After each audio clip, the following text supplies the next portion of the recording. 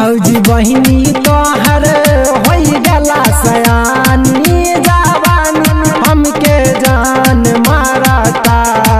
भौजी बहिनी तोहर होई गला सयानी जवानी हमके जान मारता।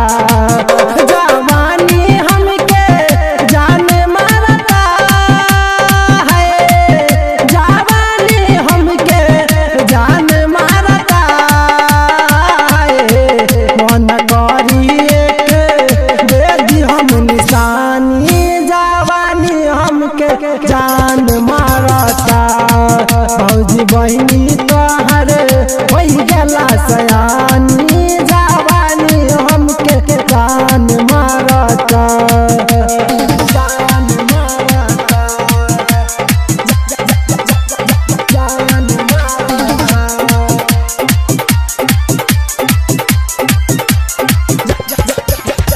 जान मारता, जान मारता,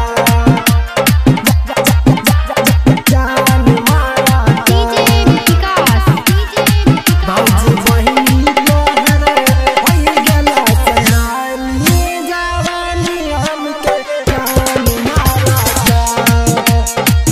हमसे लगई हाँ भौजी बहिनी के रिश्ता हो, जब से हम देखनी ओकरा जियल नहीं जाता हो।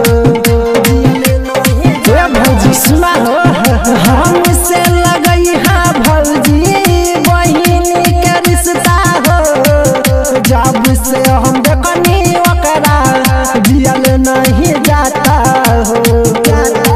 हम बनाई भौजी दिलवा के रानी जवानी हमके जान मारता। भौजी बहिनी तोहर होई गला सयानी जवानी हमके जान मारता। जान मारता, जान मारता,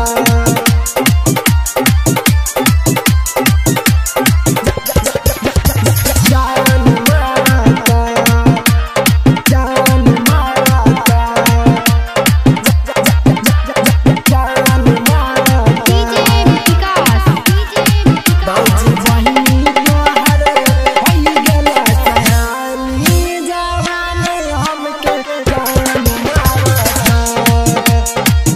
बाबूजी से बात कइके हमके बतैहा, पंडित जी से जाके भौजी पतरा देखैहा।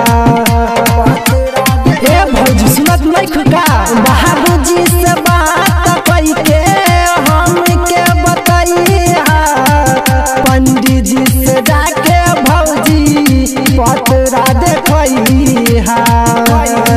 हमके बुझा जानी बानी परेशानी जवानी हमके जान मारता।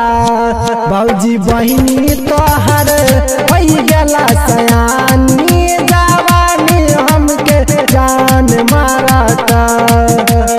जान मारता, जान मारता,